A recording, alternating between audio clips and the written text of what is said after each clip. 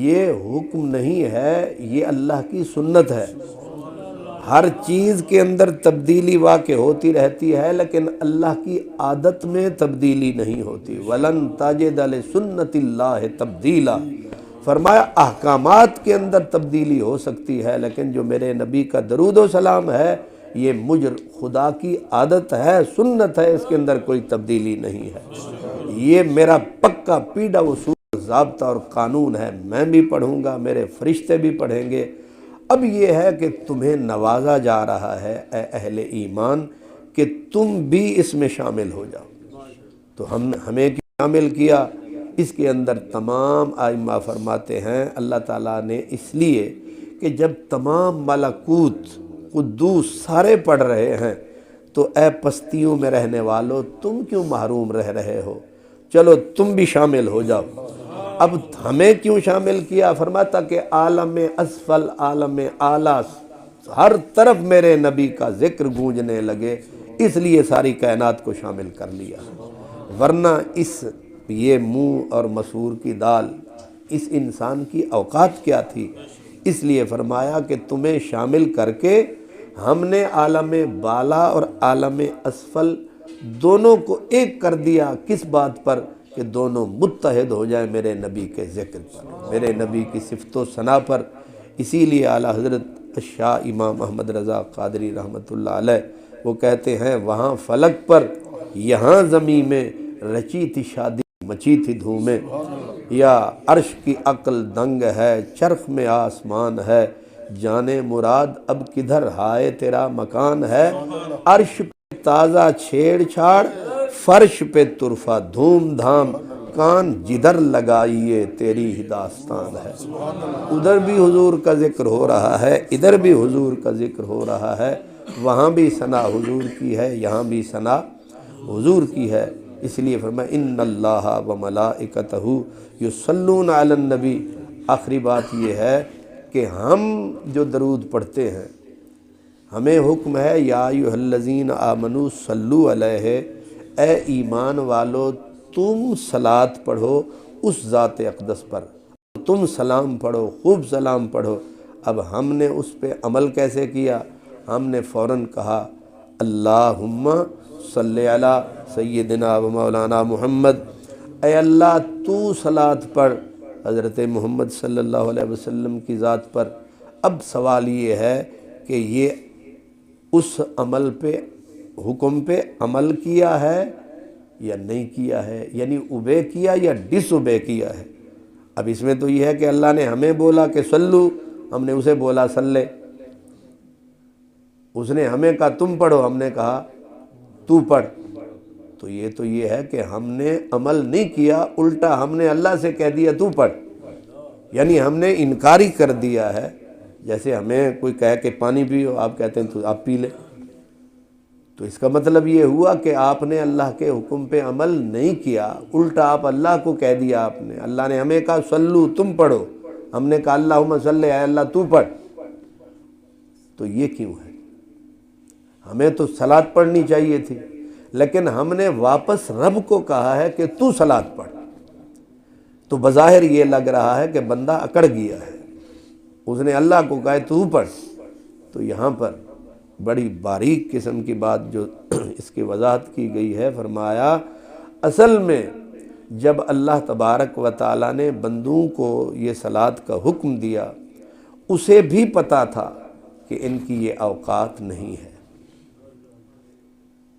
ان کے پاس اتنا شعور نہیں ہے، کیونکہ صلاۃ جو ہے وہ صفت و ثنا ہے، تعریف ہے۔ اور تعریف اگر کوئی بندہ، مثلا میں زاہد صاحب یا حاجی خادم صاحب کا تعارف کروانا چاہتا ہوں تو مجھے تو پہلے پتہ ہونا چاہیے کہ یہ کون ہے، اور یہ تبھی میں تعارف کرواؤں گا ان کی تعریف میں۔ جب مجھے ان کے بارے میں پتہ ہی کوئی نہ ہو، اگر پتہ ہو تو ادھورا، پورا نہ ہو، پھر بھی تعارف غلط ہے۔ تو تعارف یا تعریف وہ کر سکتا ہے جو کسی کو مکمل جانتا ہو۔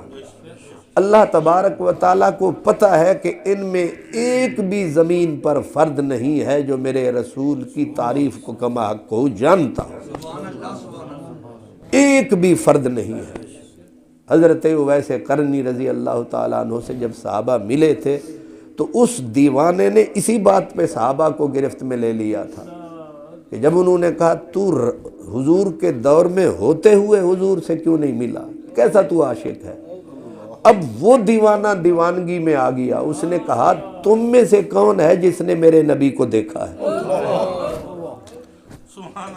تم میں سے کون ہے؟ اب صحابہ کرام نے کہا سب نے دیکھا ہے۔ اب حضرت اویس قرنی اسی جگہ جذبات میں آ گئے اور انہوں نے اس حقیقت کو عیاں بیاں کر ڈالا۔ انہوں نے کہا ما رأى اصحاب النبی من النبی، میرے رسول کو تم میں سے کسی صحابی نے دیکھا ہی نہیں۔ اب سامنے جو تھے وہ جانتے تھے کہ اس کا شعور اور نور کتنا ہے۔ انہوں نے کہا ولا ابن ابی قحافہ، کیا ابو بکر نے بھی نہیں دیکھا؟ حضرت اویس قرنی نے وہی جملہ کہا ولا ابو بکر نے بھی نہیں دیکھا۔ اب انہوں نے کہا کہ اے دیوانے کہ اب ہم کیا دیکھتے رہے ہیں؟ انہوں نے کہا الا ظلہ، تم نے جو دیکھا وہ تو سایہ تھا، تمہیں حقیقت محمد تو نظر آئی ہی نہیں۔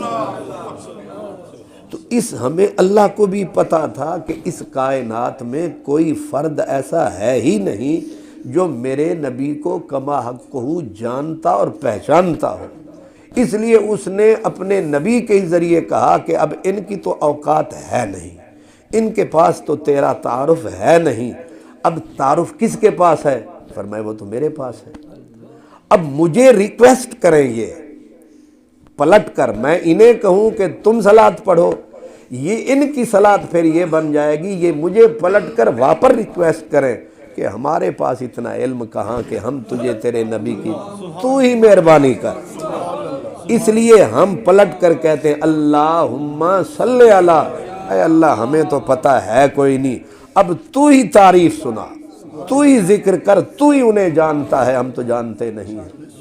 اور اس بات کو حضرت مرزا اسد اللہ خان غالب نے کمال طریقے سے پورا کیا ہے فارسی زبان میں، اس کے پاس جواب ہی نہیں ہے۔ وہ کہتے ہیں غالب ثنائے خواجہ بیزداں گزاشتیں، غالب ثنائے خواجہ بیزداں گزاشتیں کہ آن ذات پاک مرتبہ دان محمد است۔ وہ کہتے ہیں غالب ہم نے اپنے سردار، اپنی اس پوری کائنات کے سردار کی تعریف کو خدا پر چھوڑ دیا۔ ثنائے خواجہ بیزداں، ہم نے اللہ پہ ان کی تعریف کو چھوڑ دیا۔ کیوں؟ کہ آن ذات پاک مرتبہ دان محمد است، ثنا کا حق وہی ادا کر سکتا ہے جو کسی کے مرتبے کو جانتا ہے۔ ہمارے نبی کے مرتبے کو رب ہی جانتا ہے، ثنا بھی وہی ادا کر سکتا ہے، لہٰذا ہم نے اسی کی بارگاہ میں پلٹ کر کہا ہمیں تو پتہ کوئی نہیں، اللہم صلی علی سیدنا و مولانا محمد۔ یہ اپنی عاجزی اور انکساری اعتراف کیا ہم نے کہ ہم انہیں پورا نہیں جانتے، ہمیں ان کی صفت کی خبر نہیں ہے، ہمیں ان کی ثنا کی خبر نہیں ہے، تو اس سے باخبر ہے، لہذا تیری بارگاہ میں یہی درود ہے ہمارا جو پڑھ گئے اللہم صلی علی سیدنا و مولانا محمد وعلی آل سیدنا و مولانا محمد وبارک وسلم۔ اور یہ نکتہ بھی ہمیں آگے آ گیا کہ ہم نبی پاک نہیں، وعلی آل محمد، ہم تو رسول کی آل کو نہیں سمجھ سکتے، ہم خود رسول کو کیا سمجھیں۔ اللہ تبارک و تعالی ہمارے بھائی قبلہ شفقت صاحب کی یہ آج کی ماشاءاللہ خوبصورت بزم جو ان کے گھر میں سجی ہے، ان کو بھی ہم سب کو بھی اللہ برکتوں سے نوازے۔ وما علینا الا البلاغ المبین۔